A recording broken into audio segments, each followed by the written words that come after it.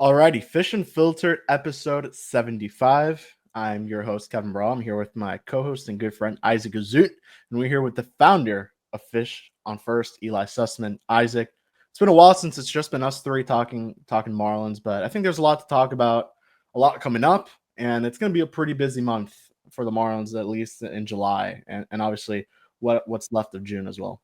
Yeah, I'd like to say that the dog days of summer have officially arrived. A lot to talk about here. We're recording this on June 11th, Wednesday. We saw the season debut of Eury Pérez. Sandy Alcantara has just completed his second consecutive solid outing, so we'll talk about that. It is starting to become All-Star and trade deadline season, so we'll touch on that as well. But a lot of things going on. The team itself not going through a great patch right now as they've just completed their fifth consecutive series loss. However, there, like we always are here every 2 weeks, there's some things to talk about, so we'll get into it shortly. Eli, how we doing?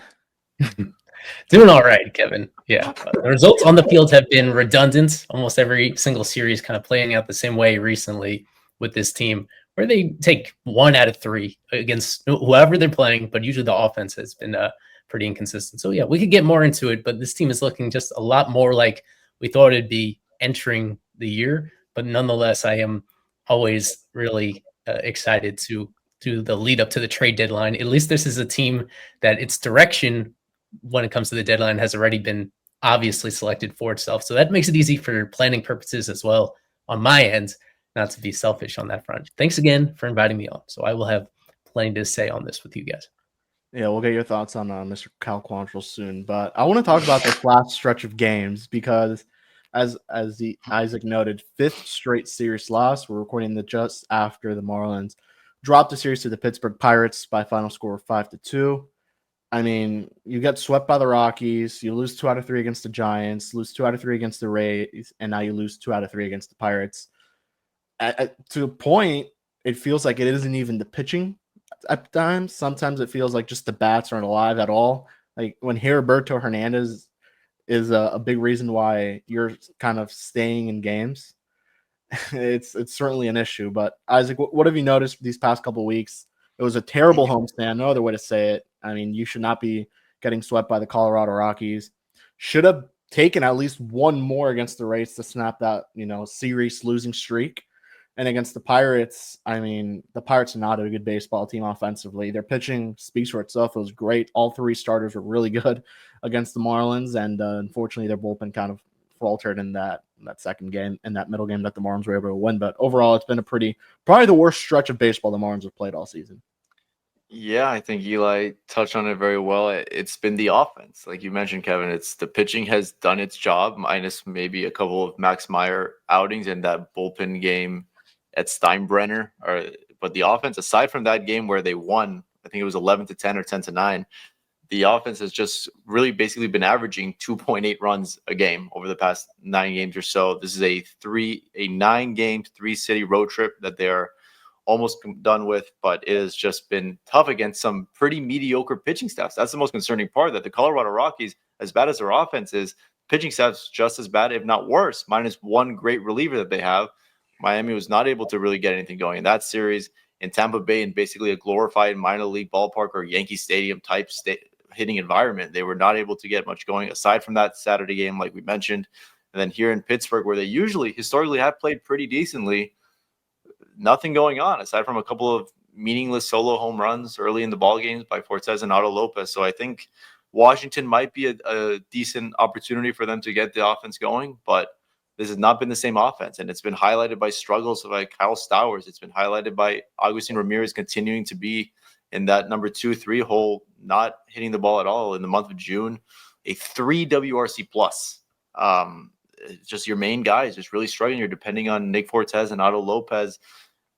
So your big names that were carrying you early on in the season are performing atrociously at this stage. Obviously, it's a long season.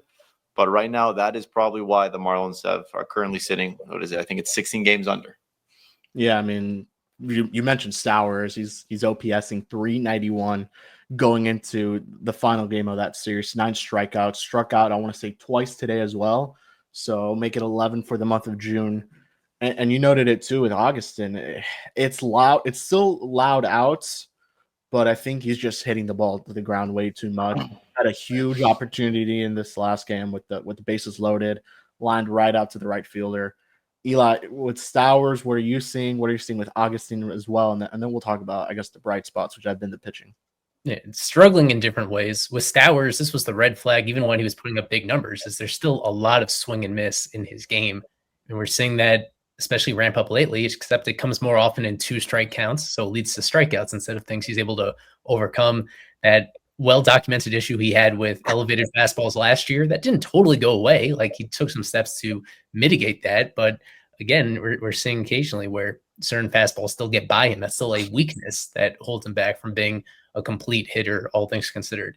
If you fast forward to the end of the season and his OPS is still right around 800 where it is now, that'd be a smashing success. But I think even that would be a little bit unrealistic with him. Or he was a guy that was just playing over his head a little bit. So now the question is, where does he stop that slide? How much can he overcome the swing and miss issues by being able to, as he did so well early in the year, being able to drive the ball to left field and left center? I think that power is still there. It's not like he was getting all that lucky on some of those extra base hits. So I think there's still decent potential there. It really does complicate the all-star plans, though, because he was the obvious candidate on this team. And you look around the National League, there's a lot of outfielders there. I think there'd be quite a revolt of some kind by fans if their favorite outfielder on their team gets snubbed just because the Marlins need their token representative, and it happens to be Stowers. When it comes to Ramirez, Isaac touched on it, where it's both of you touched on it. Just, it's a lot more ground balls before, the way he's being pitched, a lot to the outer third of the plate. He's not actually chasing that many pitches out of the zone, and he's not striking out that often. So those are good signs. The most common issue with rookies you see is that the strikeouts get really elevated. That's a Stowers issue. That is not a Ramirez issue at all. He's one of the better contact hitters on this entire team to this point, that makes me really optimistic about where he's going moving forward. He does have power to the other field. It's just that he hasn't really shown it when he does line it the other way. To this point, he's just not really lining things up quite well. It is getting off the end of his bat, and he's not making that mechanical adjustment he needs to make in order to barrel balls the other way, the way he should. So I am more optimistic about Ramirez than I am Stowers moving forward, if I had to guess.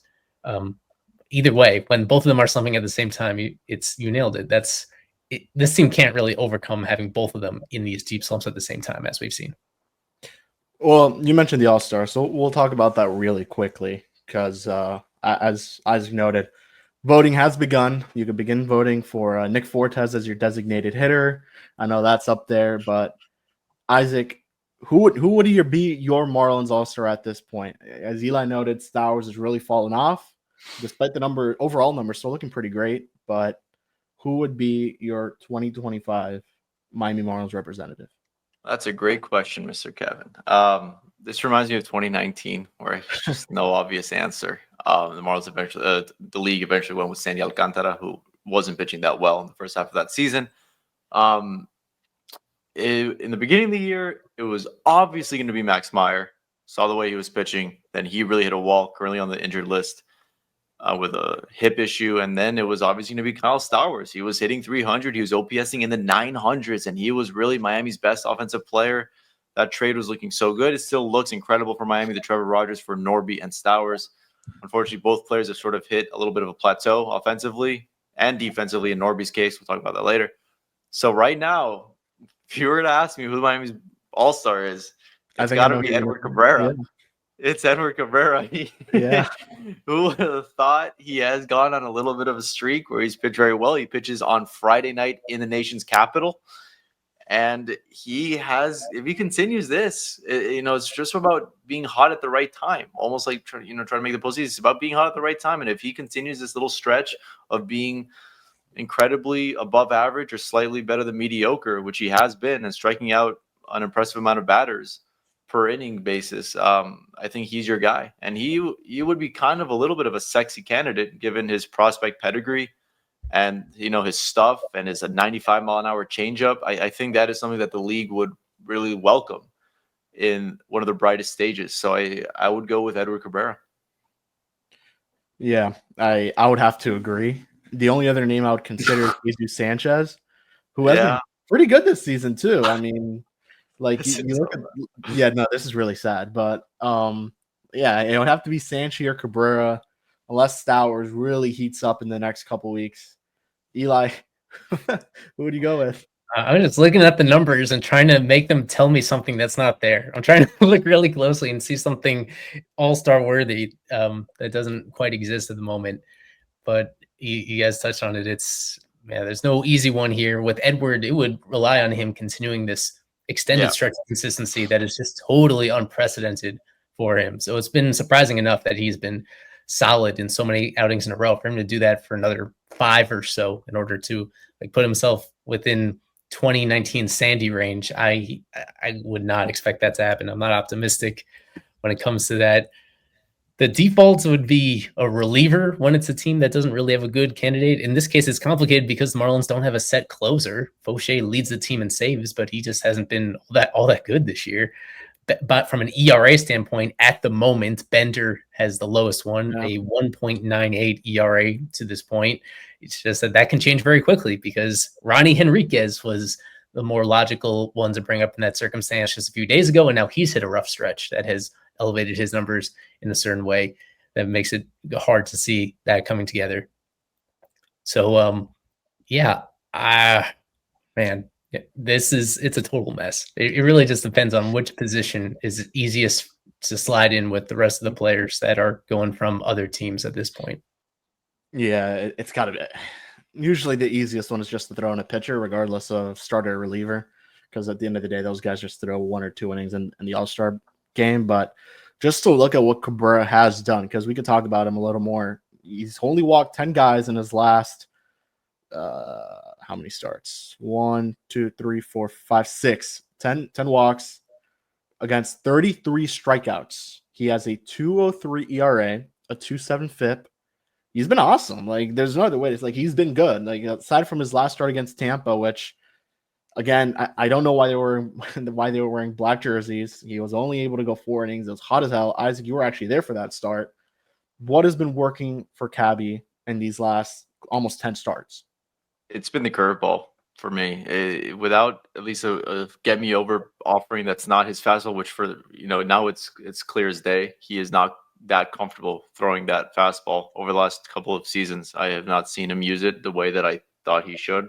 He uses the sinker, uses the changeup, but him having that get me over pitch to use early in counts and as a wipeout pitch, I think that's been the difference. And obviously, you mentioned the command and control, mostly the control. Him not walking 4 guys in 1 inning, and just him being able to go somewhat deep. He's never going to go 7 or 6 would be great.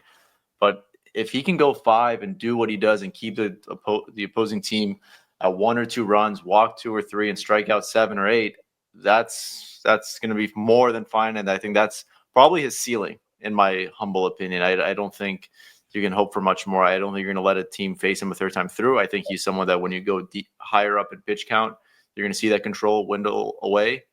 So I think it's just the control and the confidence with some of his off-speed pitches. Let's talk about Eury, because Eury Pérez was back. He made his 2025 debut, first time in 628 days that Eury Pérez started a baseball game for the Miami Marlins. 3 innings, 4 hits, 4 runs, 2 walks, 5 strikeouts, 70 pitches, and the fastball was there. He averaged 98, maxed out at 99, touched 99 8 separate times. Also threw the slider, curveball, sinker. He also featured a sweeper in there as well, a new pitch for him. Eli, thoughts on Mr. Pérez?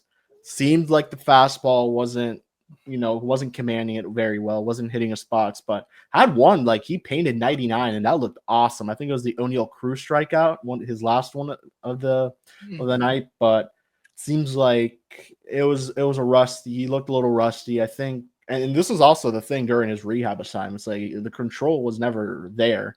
But I think in the next one against Washington, he will have more pitches to work with.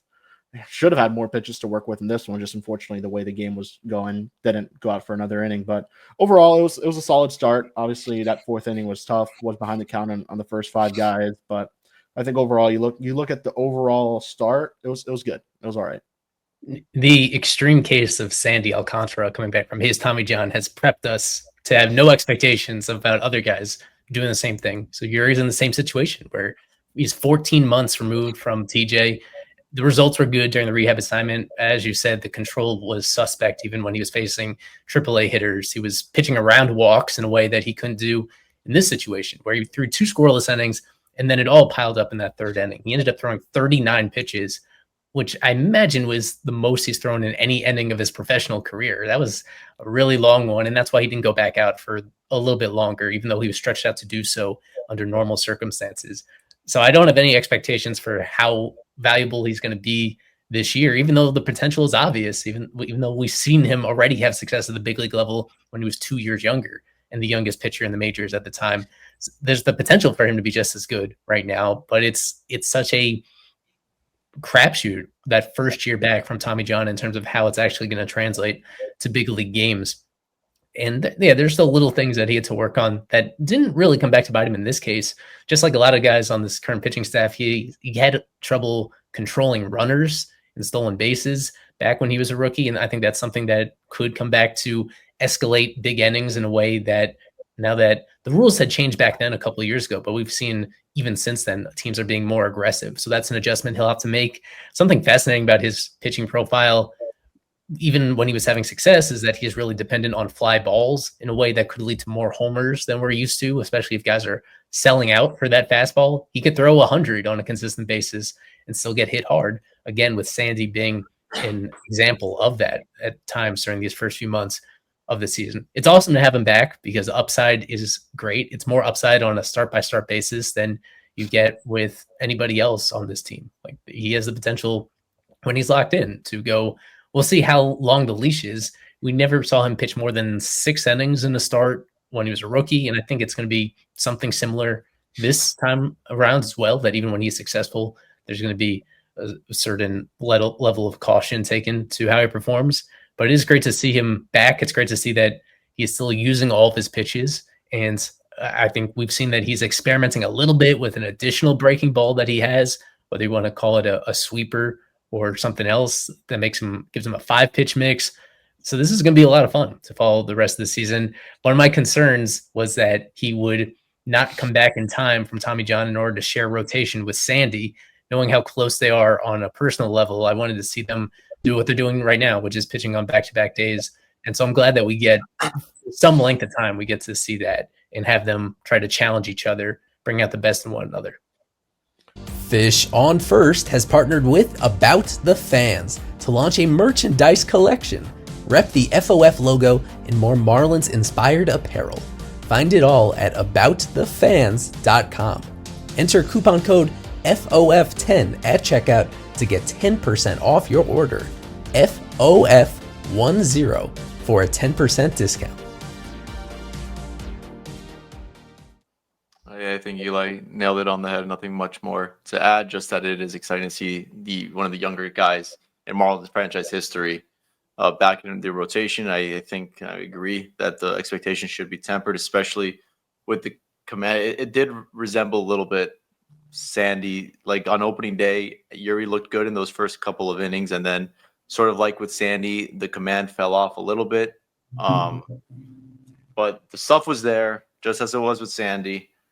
And the command, unless with Sandy it was with the changeup, with Eury it seemed to be with the fastball.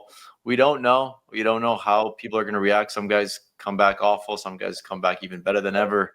We're just never going to know. Like Eli said, it's just a crapshoot. And with someone as young as Eury is, you think that'd work in his favor. We shall see. I'm glad Sunday will be his next start against Washington. I sort of like that matchup a little bit rather than Philadelphia at home. So it'll be something definitely to keep an eye on. Now, on the downside, Ryan Weathers goes on the 60-day IL immediately on the 60-day. I think it's a right lat strain is what they called it, but it seems like it'll be a little worse than that, at least. Yeah, it'll probably knock him out for the year. It's probably what will end up happening here. But Isaac, huge blow. You broke the news first. He goes out for that game against the Rays, gets hit in the head. Then the velo drops a lot. He's a guy who usually averages 97, 98, was hitting 91, 92, maybe 93, but still went out there and completed 3 innings of work. Said after the start he felt good. He was fine, feels fine. Clayton McCullough said the same thing. 2 days later, he's on 60-day. Your thoughts? How big of a blow is this for the Marlins, but specifically for Ryan Weathers? Because this sucks. This is a guy who in spring training who looked awesome. Like, there's no other way to say it. Electric stuff, 99. The fastball, probably the best it's ever looked in his career. He even noted that. Secondary stuff was good, getting a lot of swing and miss, especially with that fastball. And got off to a good start this season. 2 starts against the Cubs, had another one, I believe, against the Padres, Giants in there too. But yeah, looks like his season will be over. And what do the Marlins do now with an open rotation spot? They have 2 guys in Junk and Beozo who could provide them innings. Junk pitched already in this series against the Pirates, so probably won't be in line to start in the weekend, but Beozo could be the guy. Or we were talking about this off camera, Adam Azier, who's on the 40-man roster, could be an option. It would line him up pretty well for Washington, at least, and Philadelphia as well. And he is a guy who's on the 40-man, one of the younger guys in the organization. I believe is a top 10 prospect in our rankings. So it's a guy who, at this point, you may as well see what you got. You know, Beozo really isn't in those future plans as a starter. They've made that clear. But Mazier is someone who they could try out. And so there's a lot that goes into this one injury. But overall, where do you stand with all this? First of all, it's tough to see Junk's stretch of really great, lengthy relief outings, of solid relief outings come to an end there. He gave up a few runs in that Eury Pérez start. You'd think, going into that, I would think that he would have been a prime candidate. I'm not so sure anymore with Weathers. Unfortunately, he was really, like you said, Kevin, he was pitching so well. And when he got hurt in spring training, he finally made his return mid-May. He had pitched well. You know, he wasn't as dominant, I guess, quote unquote, as he showed in spring training. He was still pitching to a sub-3 ERA. A little bit lucky. It's evidenced by the near 4 FIP. But man, that's someone that I thought personally that he was going to strike out 200 guys if he's healthy, pitch at least 160, 170 innings, because that's all he would need to strike out that many if he's going well. And you just got to feel for the guy, man. That spring training injury cost him a whole month and a half. And now this is going to sideline him till at least August, I want to say. Yes, August. So we don't know how he's going to recover from that. You mentioned that start in Tampa Bay. Gets hit in the head in a surreal freak accident that Nick Fortes throws the baseball back to his pitcher. Trying to throw the guy out warm up throw to second base, and it hits him in the head. I'm not sure if that had anything to do with any maybe change in delivery, repeatability for the rest of that start. Like you mentioned, the velocity went totally down. So that's just bad luck for the Marlins. And in terms of replacing him, Adam Mazier would be my choice too. I just don't know if they're going to do that quite yet. I think they still have Beozo. I think they have no problem just sort of putting Beozo and guys like Junk and combining those guys to complete innings. But if it were me, you got to see what you have with one of those two. Snelling hasn't been pitching excellent. But yeah, those are 2 guys in Snelling and Mazier who you got back for Tanner Scott and Brian Hoeing that I think Marlins fans are for sure going to see in 2025. I'm not so sure if it's going to be this next homestand, but hopefully soon you will see this injury unfortunately opens up a spot for one of those 2 coming up soon. From a roster management standpoint, I think it will be Junk, or should be. He's out of minor league options, first off, which means that he's either going to stay in this very goofy piggyback role that he's been in these first few outings of his career, or they stretch him out just a little bit longer and see what they have in him. There was real promise there. Not like we were expecting him to keep up what he did those first 3 outings where he gave 1 run combined, but he does have a deep pitch mix. He does have a plan against both righties and lefties, and he throws strikes, which is really the most important thing for a team in this situation. You want these guys to be able to eat innings. And if you're able to attack the zone and confident and able to do so, then there's a chance for him to actually go deep in the games when things are clicking for him. I would think it'd be Junk. And if it turns out that he turns into a pumpkin again, and he has the same type of struggles that he had the first few years of big league career, then they would move on. Then you DFA him, and then you call up somebody like Mazier, who has been knocking on the door and who has put in a lot of time now in AAA already. That I think that's totally understandable too. But they brought in Junk on that minor league deal, and they want to see what they have in him before moving to typical prospects. So that always frustrates fans during a season like this, where you just want to see more glimpses of the future. Junk being 29 years old and having been passed around by like 5 different teams, unlikely to be part of the future, but he's here for a reason and is already shown a little bit more since dating back to spring training than we thought he had coming into the year. So I wouldn't mind seeing a few starts for Junk before writing him off as somebody that could actually surprise people. Yeah, fair enough. Alrighty, let's go into trade deadline. Marlins are clearly going to sell. We know where this is going. Now, big difference here is that they don't have as many pieces to probably trade off as they did last year. Obviously, last year, Jazz, Puck. I mean, geez, they made 8 trades in total, 6, I want to say, on deadline day. I know you have that graphic, Ely. They traded a lot of guys. I don't think it'll be to that same magnitude. They'll try. They'll try their best. I'm sure they will. They have pieces to sell off, just not as many. Isaac, if you have to name one surefire player that will get traded, who will it be? And who are some other names that come to mind? Jeez, putting me in a tough position. I'm going to have to be in this clubhouse on Monday morning.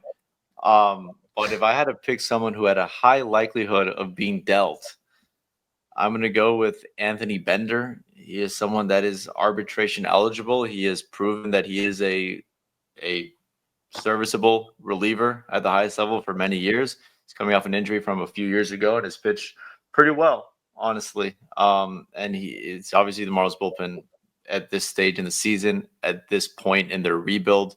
You do not need high leverage arms. You can find those easily, as Peter Bendix has shown the ability to do so. So I think there's many guys on this roster that have the high likelihood of being traded. But if you ask me for one surefire guy, it would be Mr. Anthony Bender. Give us yours, Kevin, and we'll break it down. Mine? Yeah, I know who's yours. I think it'll be Eury Pérez. Like, they need to trade some sort of starting pitcher. I feel like Sandy by no means is still a lock. I think Edward is pitching to a point where his value will only increase. I don't know how much an all-star bid would increase the value, maybe a little more. But if he keeps on this stretch, I mean, the value will never be higher. Teams have always been calling on Edward. We know that. We've been hearing that for a while. Pittsburgh called on him at one point, Colorado. Like, even when he was at his lows, they still want someone like Eury Pérez because of the upside, and we're starting to see that upside come true with how good he's looked. So I think it's Cabrera. I thought you were going to go with your boy Cal Quantrill because he's the one that's a pending free agent, and you have been convinced that he is going to have some sort of market at the deadline. And he's that one guy on this roster that they have nothing to gain from holding on to him beyond July 31st. So I thought if we were just talking most likely ones to be moved, I thought you'd mention him. Sure, yeah. But I bring him up just because it is a weird case where I'm still in the camp that I don't know what he offers to a contending team. He's in this limbo role where he's a perfectly okay number 5 starter on a rebuilding team, especially the way that he has meaningfully improved as we go back to the last month or so after getting off to that really slow start. The improvements that he's shown, especially with his control, is a pretty big difference maker. That's the reason why he was cut by the Rockies in the first place last year, is that he led the National League in walks, and that was really out of character for him. And now we zoom out on this season, and he's an above average control guy that has a deep pitch mix, that has a few different, that is actually throwing about as hard as he ever has as of late. He was hitting 96 in this most recent outing against the Pirates and actually commanding it decently to go along with that. And the salary is relatively low, or in a way that wouldn't really be a big obstacle if teams actually use him. But yeah, the complication is the way that the Marlins have handled him for the most part is they have made it clear that they don't trust him to work deep into games. As another result, we've just seen where he goes that third time through a lineup and all of a sudden he's more susceptible to getting barreled. And so there have been a couple starts where his final line gets totally blown up because he stays in a few batters too long and leaves a pitch that is just way too hittable over the middle of the plate and comes down to regret it. So that's the one that by nature of his contract situation, they'll be totally open to moving him. But yeah, you didn't mention him, and I think that's fair to say, because maybe the most likely scenario is they don't get anything in return at the deadline. He may be somebody that moves in August as like a waiver claim when a team gets desperate after the deadline and has nothing to do and is just willing to take on his salary to add more depth. I don't think he finishes the year with the team, but yeah, the question is going to be whether he actually has value at the deadline. This is something similar to what they went through with Josh Bell last year. Josh Bell got off to that very slow start. He was a pending free agent, and they ended up moving him at the deadline just as a partial salary dump. Not even the whole salary, just to save part of his salary. They sent him to the Diamondbacks. So that might be the most likely outcome when it comes to Quantrill. It's just finding him in a spot where he can have some sort of role, but not in a way that it would actually. The whole purpose of this deadline, of course, is to add more long-term talent to this organization, and it would have to be guys more likely. Edward is somebody that has the potential, of course, to bring back way more in return. Probably, I mean, outside of Sandy, he probably has the most value. You would say, right? I mean, maybe Jesus Sanchez, but Cabrera, the way he's been pitching, you got to think his value's never been high, at least in my opinion. But Isaac, where do you think the Marlins stand right now with Sandy coming off 2 really nice starts? Now, albeit against 2 really bad teams, but you rather see that than see him give up 8 earned against the Dodgers or whatever it was against the Phillies as well. Where do you think they stand with him, and how much more will he need to continue to go on its upward trajectory or upward trend that he's been on to get moved to another team by the deadline? Because again, I mean, I think you mentioned this at the start of the season. They cannot miss on this trade whatsoever. This is moving, the biggest piece the franchise has had in a very long time. I think is the best way to say. You probably would say one of the most important names in the franchise since Stanton, maybe. I mean, it's that close to where this is something that Bruce would have to probably sign off on, this type of trade. Yeah, well, that thought process sort of has changed in the past 2 months, unfortunately. But yes, this is the biggest name that Miami has had since Giancarlo Stanton, no doubt about it. This is someone that I think is not that. I don't think he needs to perform that much better. I don't think he needs to throw 6 innings of shutout ball 5 more times until the deadline. I don't think he needs to pitch that well for them to trade him. I know we spoke with a few people over the past two weeks. I think the money that he's owed $17 million affects this greatly. I think if they do trade him, they will replace that salary. But I think their thought process is that they have a ton of guys in the minor leagues that can sort of replace that production that he's providing for them right now. And I think that unfortunately, if he pitches well against Philadelphia at home, I think then the phone starts to ring. I think if he follows that up with another half decent 5 innings, 3 runs, it doesn't even have to be quality starts. If his stuff is there, because that swagger, that stuff, that command was back there. I know it's a shitty team in Pittsburgh, but he was really commanding that sinker like he was in 2022 and 2023. With that crazy movement, the stuff has always been there. Just the command is starting to slowly come back, and that's always the last thing that returns when you are coming back from Tommy John surgery. I think Vegas would have it at almost 50, even odds on whether or not he gets traded. I would probably say that he does. I think Miami makes a blockbuster move at some point in July, and you're going to see Sandy pitching for another team, barring any injuries, barring that he's healthy. I think you see Sandy pitching for a contender in August. And I think the big thing with this too is that the amount of years you're going to have him for, and the potential one extra year you're going to have him for. Because again, right, this is one of the more team-friendly contracts. You have him for whatever's left of this year. I think you have him for one more after this, and then you have it's a club option. I mean, right. So you're essentially, you're in control when you acquire someone like Sandy, and you would think that next year he's going to look a lot better if he does continue to go on this trend of it's going to look better towards the end of the season, and then in 2026 it's going to look a lot better. Probably not 2022 Sandy, but you'll get part of that, I'm sure. I mean, right. he's going to be over a year removed from the injury, the rehab, all that stuff. I think it is very likely that he does end up getting traded. I'm going to lean on the less likely side compared to both of you. And I'm proud. This was one of my bold predictions, if I remember correctly, that he wouldn't get traded.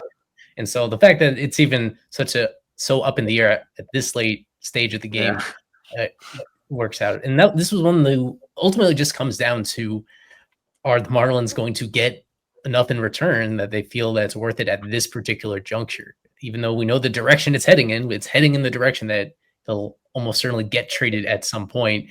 Would this be selling too low for them in order to go through with it? Is it really going to be that much different of a return than what they got for Luzardo? When Luzardo, he had an extra half year of control compared to Sandy, but he was coming off his own injury. He had a much shorter track record, yada, yada. They got Starlin Caba, who's a borderline top 100 guy at the time, and at this moment hasn't been able to build upon it. Would that be enough for them to move forward with the Sandy trade right now? Because right now, I don't know if there's I'm still not entirely convinced that he is trending towards being an impactful postseason starter right now, based on what we've seen the last couple outings. He's faced two of the worst offenses in baseball, the Rockies and the Pirates.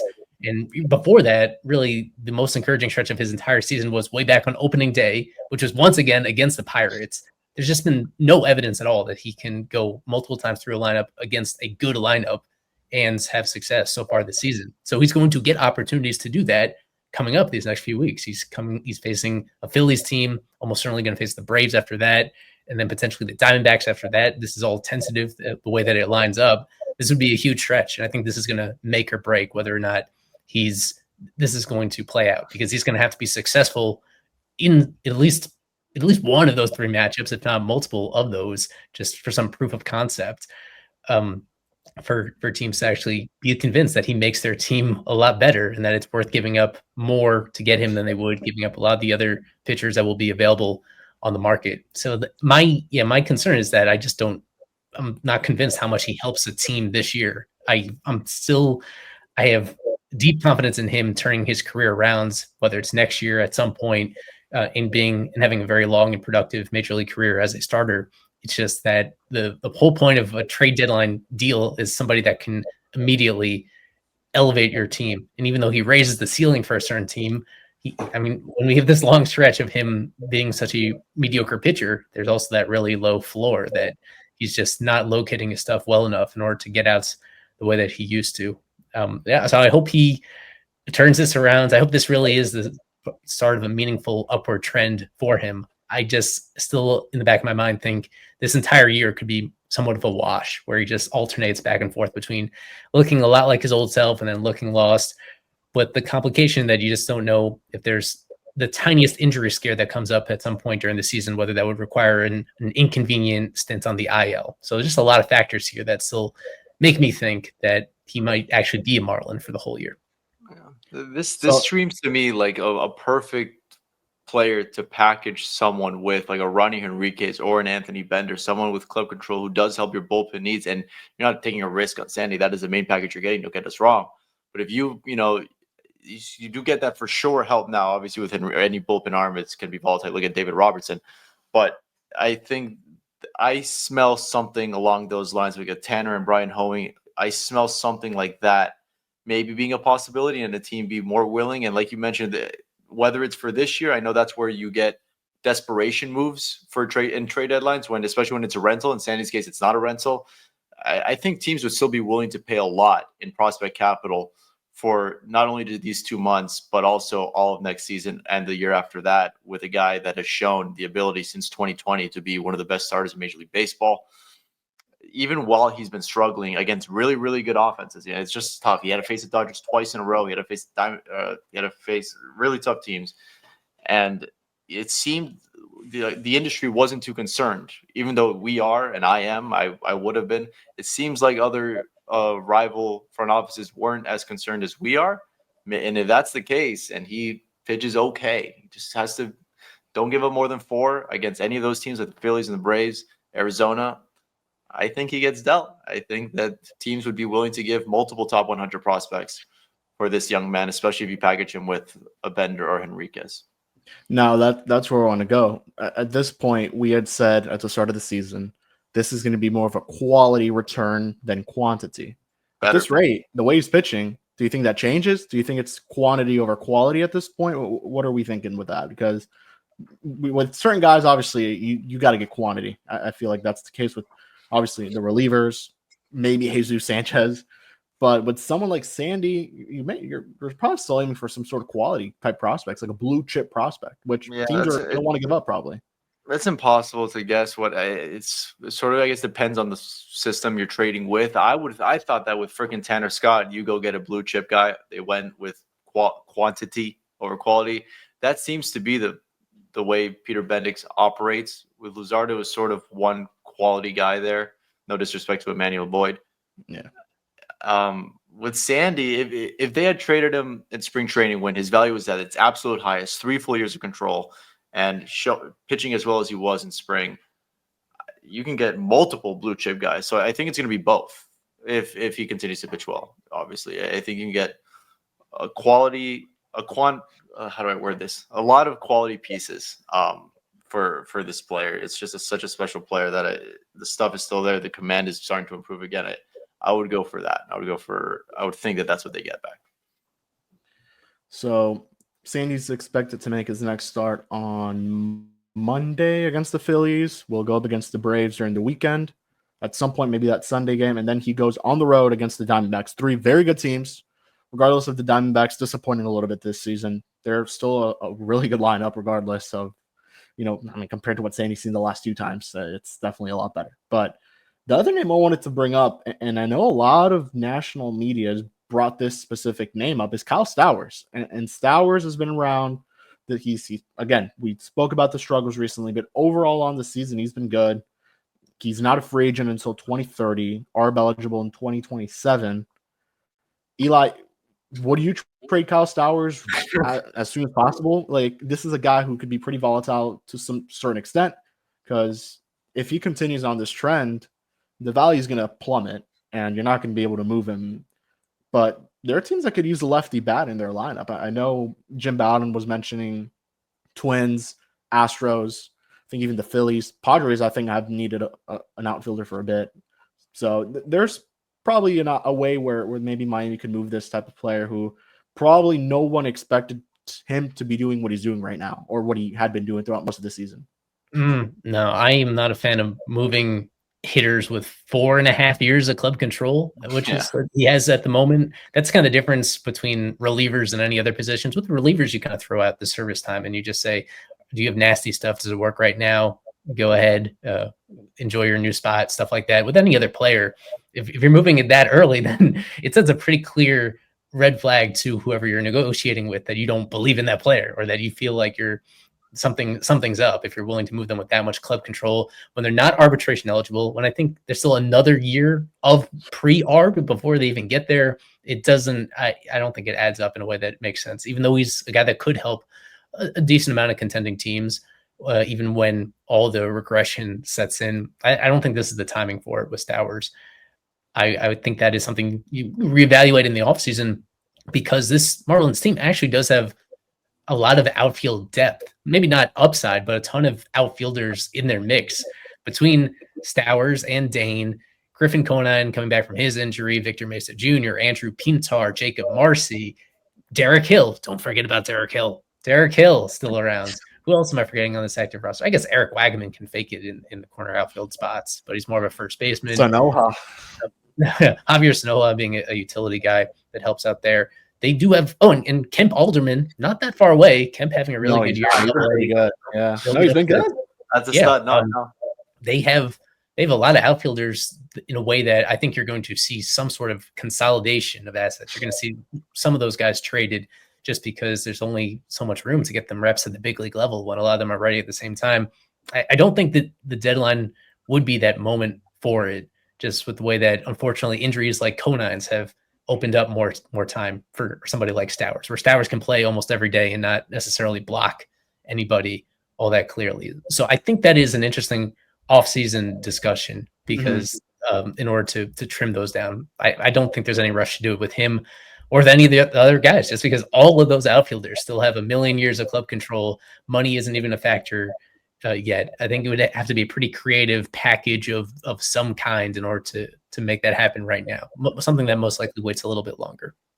Well, that's what makes this deadline so interesting for the Marlins, because, last season they did have guys with some control, but not a lot to where, you wanted to hold on to them. This year, I mean, you're trading guys with 3, maybe 4 years of control, depending. Yeah, I wanted to step in because I've named a bunch of outfielders and I didn't name Jesus Sanchez, because he's the one guy that is an outfielder and he's the one that is making money. He's the one where that it makes a lot more sense, whether it's the deadline or the offseason, for him to move.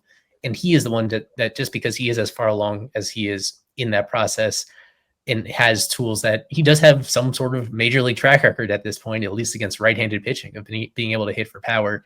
Sanchez is the one, in my opinion, really the one outfielder that at this deadline could be the right time for all parties involved.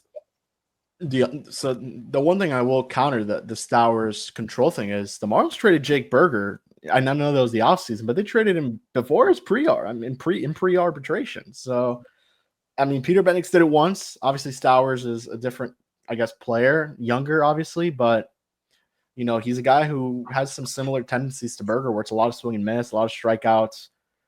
I mean, I don't see. Yeah. I see a world where they could trade Stowers in the offseason. I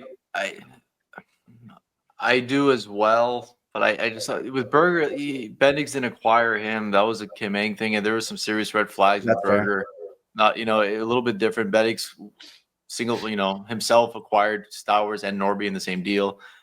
I don't know why these national reporters are talking about Stowers so much, especially at the deadline. I just don't see that happening. I think Eli makes a really good point that with a position player, especially, why the heck would you trade someone with that much service time left?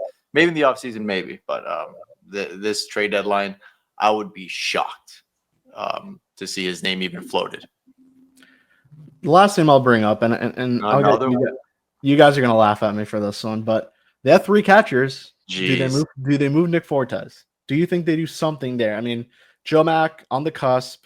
Liam Hicks is now playing more first base, giving Fortes, I guess, some paving the way from the catch every day or close to that, but they're still having Hicks catch here and there.